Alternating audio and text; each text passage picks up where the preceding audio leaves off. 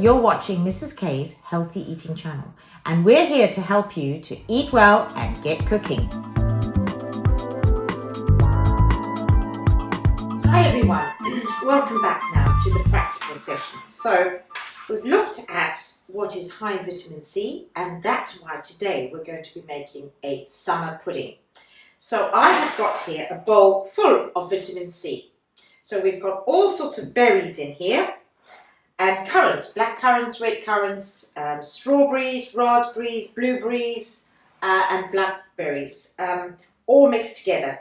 Now, the recipe actually does call for fresh berries. So I did actually have some fresh strawberries, but you can see there's hardly any left. They were so lovely, I've been eating them. So I've decided that rather than put in fresh fruit, I'm going to use all frozen fruit. And there's a few reasons for that. First of all, frozen fruit and veg, as I mentioned in my theory part, actually contains more vitamin C often than fresh, because we don't know how long the fresh has been sitting around. So certainly frozen, we know that there's a lot of vitamin C. Also, the freezer affects the texture. So it becomes, the cell walls break down in the freezer and the fruit becomes soggy. But actually that's what we want for a summer pudding. So when you use fresh fruit, you actually have to boil the fruit for a little while to break it down into a pulp. Whereas with frozen fruit, we barely have to boil it at all. And if you watch next week's, you'll find out what heat actually does to vitamin C. So we're doing a 2-in-1 here. So frozen berries are actually the better option for a summer pudding. Now the next thing we need is bread. And the recipe does call for a substantial thick white bread. White bread because it is a dessert. White bread is not all bad because it does contain calcium. But I'm quite sure you could use a wholemeal bread here, or a brown bread, which is slightly softer. Okay, well, I've got a bread machine, and I made myself a loaf of white bread, and I have cut it up. Now, what we need for this dessert is a 1 litre pudding bowl. Okay, so I've got my 1 litre here, and I've already started lining it. What I've done is I've cut slices of white bread, taken off the crusts, and then have cut into strips. Now you'll see some strips are flat at the bottom, but some strips I've actually made triangles, and that's because we're doing a round bowl which goes from large to smaller at the bottom. First of all, what we do is we take a slice and take a cutter and cut out a round. So I've got my round bottom here, and I'm going to just put that at the bottom of my dish. Okay, then we've got, then you work round your pieces of bread, and you don't have to use fresh bread. In fact, you're supposed to use stale bread. So it's another really good way of using up leftover bread. So I've cut triangles to get them to fit better into each other. So I'm going to just fit my last few bits in, and that one had to be cut. Okay, now I see I've got a little gap here, but because I've been cutting triangles, I've actually got some extra little triangles, so I'm going to fit that in because we don't want any gaps. So make sure all the gaps are filled in. Here's another little area where there's a triangle here, so I'm going to put another piece of bread in here so that it's all tightly packed. Okay, so just some plain ordinary white bread. And then we're going to fill that up with our fruit. Now, the recipe calls for 800 grams of fresh fruit. So I've got here 800 grams of frozen fruit.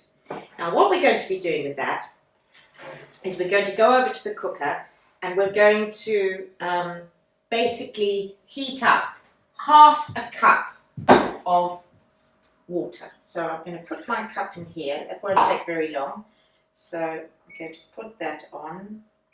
And you basically, if you're using fresh fruit, you would do it on a medium heat. So not a high heat, when you put the fruit in, because you don't want it to boil away.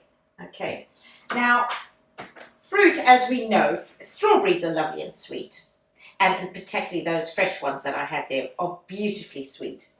But sometimes the frozen fruit, especially raspberries, some of the currants, sometimes fresh berries can be a little bit sour, a little bit tart. And so the recipe says use sugar to taste. Now, I certainly wouldn't be using caster sugar because, as if you've watched my session 6 on the Eat Well Guide series, I don't ever use, well, as little as possible, use white sugar. So I am using, if you did watch that series, you would know that stevia is the #1 healthiest sugar.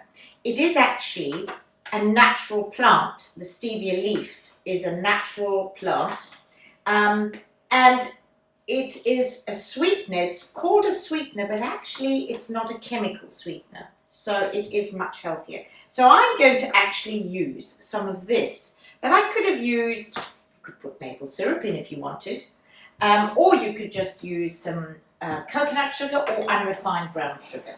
So this water is heating up now, so I'm going to pour my fruit into here very carefully because I really don't want to splash fruit juice all over me, because as it does stain. And I'm just going to gently, I'm going to turn this down now because I've got the water heated. And because it's frozen fruit, I'm really not going to have to do much in here at all. So I'm just creating that bit of juice.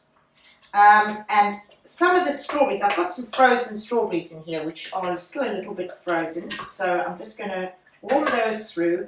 And I'm going to add, I made this yesterday so that I've got one to show you, which is finished.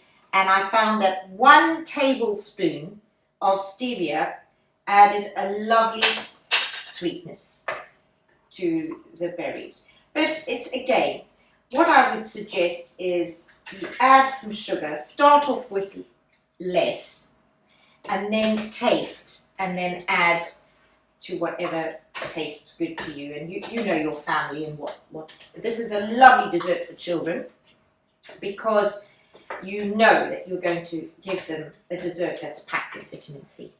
So, and you can serve this dessert with cream or ice cream, but to be honest, for me, I will definitely have it with some yogurt, some natural yogurt, to make it even healthier.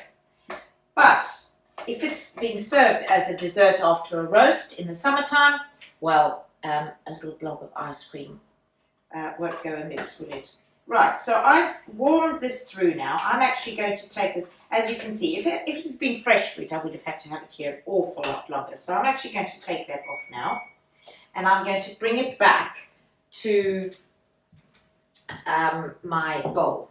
Now, I'm not going to just pour the fruit in here, because what we have to do is we have to layer, we have to dip each piece of bread into the liquid. So the way I'm going to do that is I'm going to pour some of my liquid through a sieve. Whoops, don't want it splashing everywhere. And then I'm going to, I've put it into a sort of a flattish dish. That's not all the liquid, but that should be plenty. So the liquid has actually now become quite syrupy. So I'm going to do that. That's fine, and I'll just pour all the fruit back in there. And I shall just leave that like that for the moment. So I have got some juice, some syrup, and I'm going to one by one take out each piece of bread and just dip it in. So make sure you've washed your hands and got all that sorted before you start. Take each piece of bread and just dip it in and pick it up carefully so that the outside of the bread, you make quite sure that that it's going to have the right colour.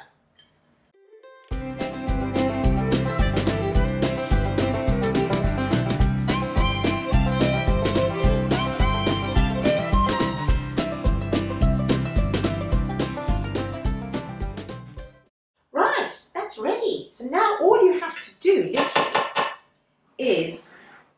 pour this back. So this is going to be, I'm going to put it on here. Now I'm going to pour this juice back in here, into the fruit. And then you can see there's a nice lot, so you don't want too much juice. So just keep to the quantity that the recipe says. So it was half a cup of water to all the fruit, to 800 grams of fruit. Let's pack this in tightly because you're going to actually, now although it's very simple, you do have to make it the day before because it's going to sit, well I'm sure you could make it in the morning for serving in the evening, but what is going to happen with this dessert is it's going to sit in the fridge overnight with something hard.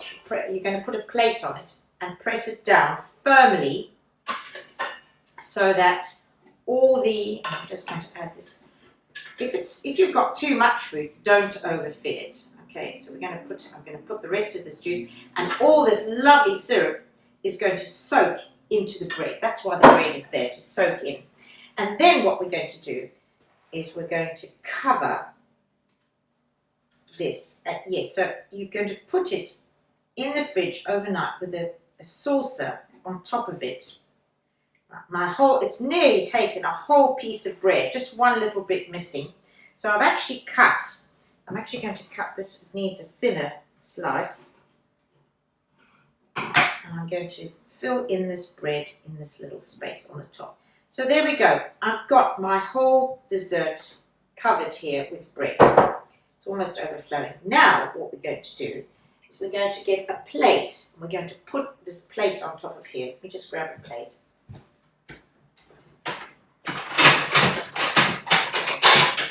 I'm going to get one that fits on top of this bowl. So I'm going to put that plate on there and I'm going to squeeze it down, and I'm actually going to use a tin and put the tin on top of here, a tin of fruit or something, just to weigh it down in the fridge. And there we go. We could do, something I did think of is, I wonder how it would be if you put some jelly in here. That would set a lot better. And because once you cut it open, the fruit will fall everywhere. So I wouldn't mind experimenting with that actually, and adding some jelly into this fruit and letting it set. Okay, so there we go. That's our dessert. So a high vitamin C dessert, which we're then going to put into the fridge overnight. Now, it's quite messy here. The juices are overflowing. So I'm just going to wash hands, and then I'm going to take out the one that I made yesterday and see how it comes out.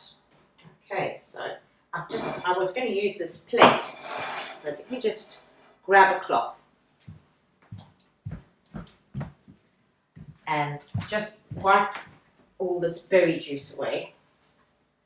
Okay, there we go. So I'm going to just clean that. That was from the sieve. Okay, let me go and get the one I made. Here's one I made earlier. So let me go and get that out of the fridge.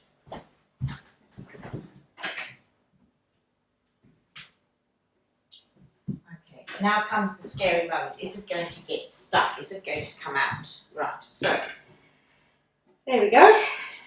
So I'm going to take my plate, put it on top of the bowl and turn it over. And oh, this has come out beautifully. Look at that. If it does get stuck, just take a knife and just loosen it slightly and just get some air in there and it comes out cleanly. Right, so there we have it. There we have our pudding. Now, let's look and see what it looks like once we cut it open and serve it. So, I'm going to cut it and see how this serves. So, there we go. I'm going to grab a little bowl.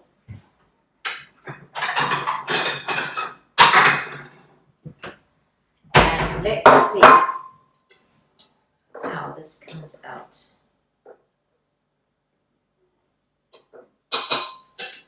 Wow, that's come out absolutely cleanly. So there we have it. There we go.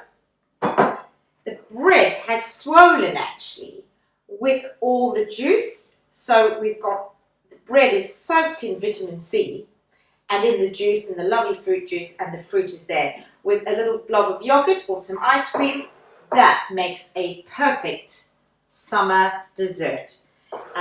A really healthy way of ensuring your family has got something that is high in vitamin C. So I hope you've enjoyed that, and I hope you'll give this a try. It is a very popular one, and I'm sure you're going to enjoy it. Please join me next week.